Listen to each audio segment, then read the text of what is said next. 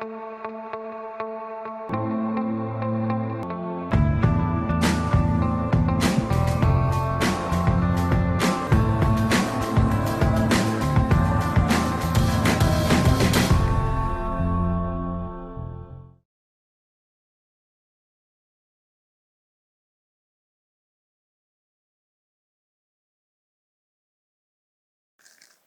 dear viewers. Welcome to Diaspora Point. I'm your host, Auma Bella. After a brief hiatus from our track, we went off track a little bit to cover FESTAC. We really thought FESTAC was exhilarating and was also relevant to diaspora. But we are now back to focus on our agenda as outlined on our very first episode. Our today's episode is about the new country, coming from your country, your home country. You have applied to a university or a college. You have been admitted to a college that you know very little about. You are going to a state, for example, if it's the United States. In this case, it is the United States. You're going to a state that you know absolutely nothing about. And you're going into a country that you are very excited about because of the milk and honey stories you have heard about the United States. So we are going to talk to our guest today to go through with us some of what he felt, how it felt like to come into this new country, this state, this university that he had no clue what exactly it is except what he saw in the literature. Our guest on this program is Ihide Roland Icheloa, aka Pa Ihide, as known by most of his fans. I just simply call him Bwana Ihide. So, welcome to Diaspora Point, Bwana Ihide. Please tell us about yourself. Start with what you do now, what you did before what you do now, and what you did before then, so that we can understand you well, to know that you have gone through the whole gamut of the experience in the United States. Welcome. It's great to see you again. Well, I've been in this country now, the United States of America, for 42 years. I am now happily retired. I do absolutely nothing every day. I wake up whenever I want. I look for my dogs, play with them a bit, have some food, go back to sleep. Before then, I was chief of staff to elected Americans. Two of them, actually. I was chief of staff to council members of my county. My county is like a local government area. It's got about 1 million people. It's got an annual operating budget of over $6 billion. And so the 11 council members oversee the budget and the county. And I was chief of staff to one of them for 5 years. Before then, I was chief of staff to the school board. I was with the school system for about 31 years. Montgomery County Public Schools is the 14th largest school district in the United States, with an annual operating budget of over $3 billion, 165,000 children in almost 210 schools. So I stayed busy, and I was very happy to retire after all of those years. I can imagine. Then, of course, yes. Before then, I taught at a historically Black college and university at HBCU in Morristown, Tennessee. I lived in Knoxville, Tennessee, and commuted to Morristown, Tennessee. And then before then, I was a student at the University of Mississippi, famously called Ole Miss, in the early 80s. So people ask me, what are you going to do next? And I say, absolutely nothing. I have been working I've been working since 1979 when I was in Nigeria. I'm from Nigeria originally. And so that's 45 years of working nonstop. And as the oldest of 10 children, I've been a parent. I half joke that I've been a parent all my life. So I feel like I have deserved uh, the privilege of doing nothing. Absolutely. Absolutely. Wanahide, tell us how it felt when you arrived at Ole Miss. Oh, first of all, Well, why did you choose Ole Miss? those are good questions. Let me preface this. Coming to America in 1982 is totally different from coming to America in 2024. Uh, the technology, of course, was not there at the time. The technology is here now. You can get on a plane from Nigeria and basically be tweeting your way all the way into America. Everything is in real time now. People are a lot more exposed to the cultures of other places than in my time.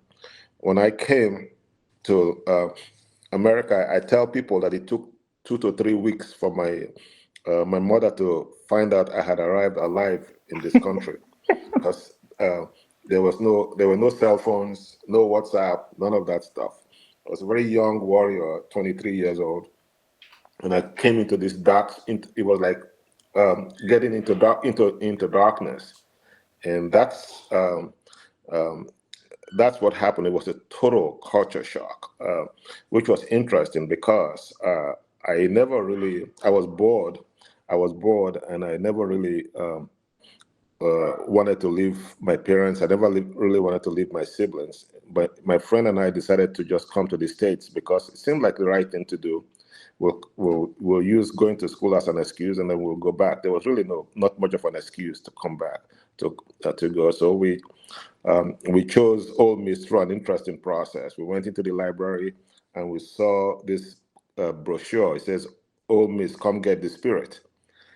And I thought, no, that's cool. So that's what we did, and we ended up in this place called Oxford, Mississippi. I had absolutely no idea its racial history, no idea about the culture, and it turned out America was a totally different experience from what I had anticipated. It was very, very stressful. I would say also that it is not much different from my dad living, or my mom leaving our village in Nigeria and moving to the city in the late 40s, early 50s. Total different culture in Lagos than in Ewu, where we are coming from. And my father would tell me about how much he missed home and how he couldn't go back. It was the same thing with me. It took me 5 years to go to visit Nigeria again. And when I saw Nigeria again, I literally wept tears of joy. There is nothing like where you were raised. Absolutely nothing. It's never the same. And don't get me wrong, America has been extremely, extremely generous to me. I have materially and so on and so forth. I can't really complain, but spiritually, my heart still is in Africa. Fantastic. Now, the 3 weeks, I'll go back to the 3 weeks it took your mother to get in touch with you. Did she write to you, or how did she get in touch? Yes, that's funny. I regret that I didn't keep any of those letters. I had a girlfriend back home, and she swore she would just die if I didn't come back. She couldn't imagine life without me. My mother was just beside herself, and I felt the same way. We would write ourselves long letters, and it took weeks to get the letters. And I remember in the winter, and that's the other thing, the cold that the cold just gets to you. It's And depressing, no isn't matter it? where you, huh? It's Oh yeah, depressing, it's the cold, the very winter. depressing. The winter time was the most depressing period.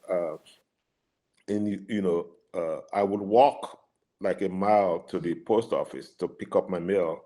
And if I didn't get a letter from my mother or from my dad or from my siblings or from my girlfriend, I would be very depressed. And so there was just this hankering for relationships that you were comfortable around, and they were just not there.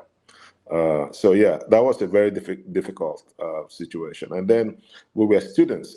So when around 4, today I still associate the falling of the leaves with loneliness and depression, Yes. because everybody will be gone, and it will just be the international students left behind. Yes. And you have no nearby home to go to, so you are on what, campus? yes, you have nowhere to go to. Yeah. And everything just tastes like grief, to be honest.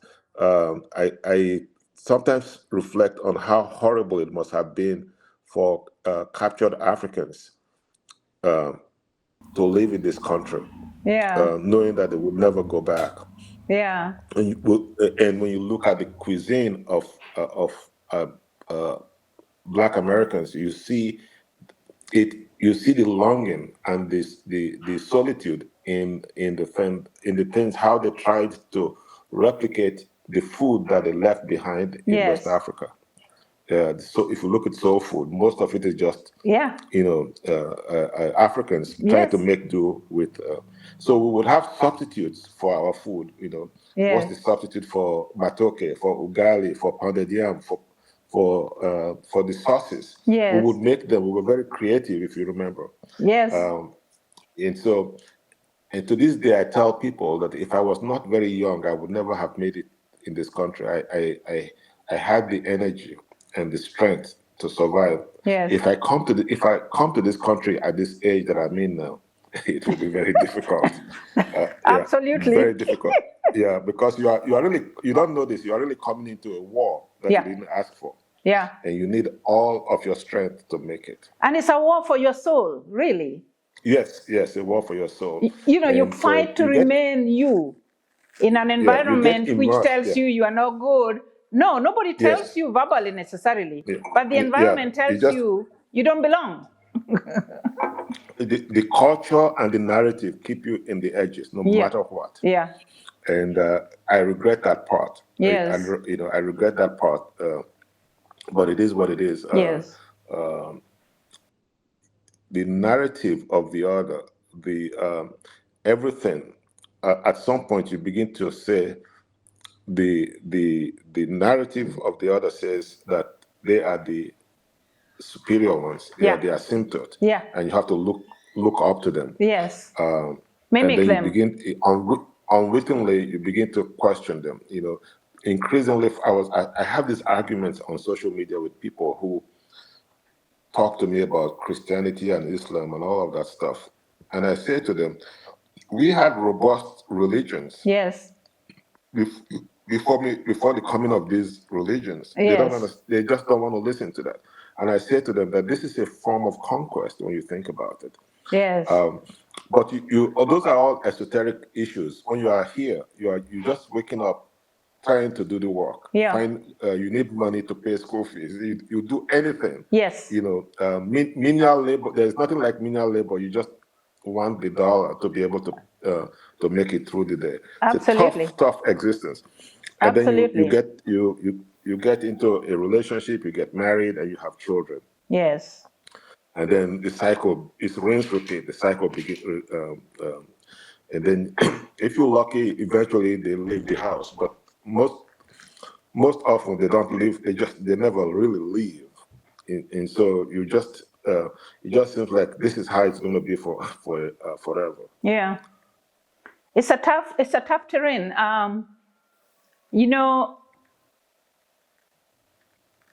You're 23. You miss home. You miss your parents. Yeah. But you're also lonely, and the opposite sex in the country where you are, you don't understand them. They don't understand you. Yeah. And it is so. And then the weather is new to you. I mean, it keeps changing. It's not like the nice, summer or late spring kind of weather you're used to. It's a different weather. Sometimes it's terribly cold, you feel it in your bones. And sometimes it's terribly hot, you can't even get outside. So correct. It's just like everything is telling you don't belong, right? Yeah. Oh, yeah. Definitely don't belong. and you can never you are told that your accent is foreign. That you are told you have an accent as if they don't have an accent, and you internalize that, and everything ends up being almost like a put down. Yeah. You walk into a room and they know immediately that you're just different. You're not of their tribe. Yes. Let's put it that way. Yes. So these are things you can handle when you're young and you Yes. can deal with. But when you are set in your ways and you come into this country, it's a different type of adjustment that's necessary to survive Absolutely. it. The culture is different. How they see, how they view seniority, elders, and all that is different from. Uh, it is a patriarchy still, but it is less of a patriarchy here than it is in uh, in in in Nigeria. I'm sure it's the same thing because the laws work. So, but it's still, I mean, it's still largely a patriarchy that people fight every day. But if you think it's bad here, it's 10 times worse back home.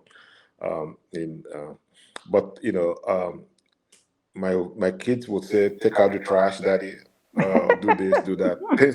Things that they would not dare ask me back in Nigeria. No. When I go home to visit, I don't want to come back. And when it is time for my flight to come back, I start getting depressed because I know I'm going back to that place where they say, "Daddy, did you take out the trash?"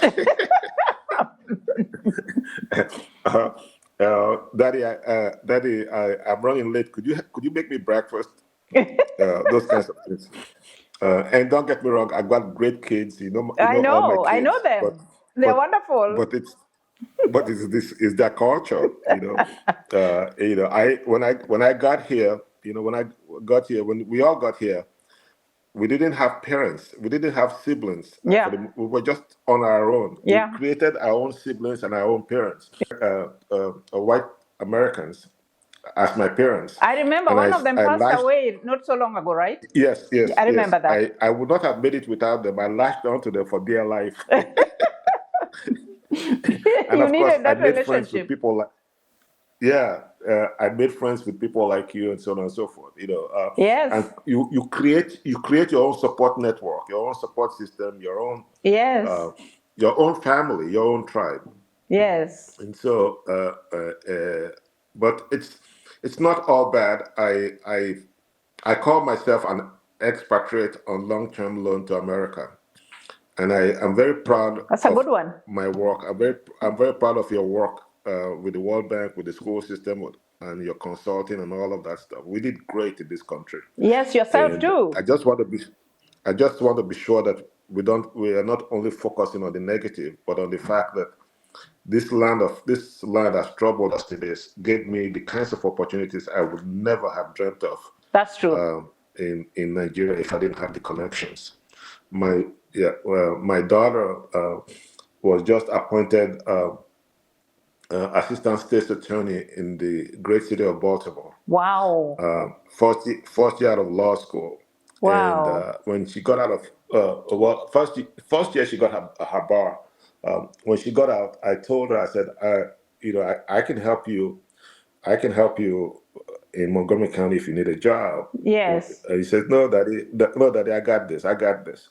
Wow. And she did this all by herself. I Yes. don't think that would be possible much without connections in in Nigeria.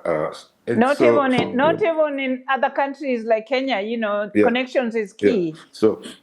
So they, all of them, once they got their education, they were able to find their way into places that they want without much help from me, and that's the opportunity. So as Nigeria continues to deteriorate, I tell people, if you have the privilege, if you have the option to come to this country, do come. And I appreciate what you are doing, because why I like your program is you're offering us an opportunity to tell people to learn from our mistakes, Yes. Or our experiences. our experiences. Yes, Yes. the sum of our experiences, and that's helpful, I think, because when our generation came, we always thought we were going back. It was temporary. It was Yeah. temporary. Yeah, 10 years, 20 years, 30 years, we are still here. Yes. So we didn't really plan much. Everything was just temporary. If we got $1, we spent it. Yes, yes. And what a, so, That's yes, why when it's time to come back, yes, it's not easy. yes. And we will talk about that in More. another episode. But when time to come back, So, it's yeah, definitely not easy either yeah, getting yeah, ready to come back yeah, or once you come back, settling down. But yeah. that's a different You story. must, I think that if I had to advise people again, you must assume that you are not coming back. You Yes. must save. You must save a lot of money. You must be organized, Yes. and you must be disciplined. You must focus, whatever it is that is making you not focus on the work. Get out of it. If alcohol is stopping you from it, get out of it. If uh, anything that is making you not maximize the opportunities wherever you are, get out of it. That's how I would advise people.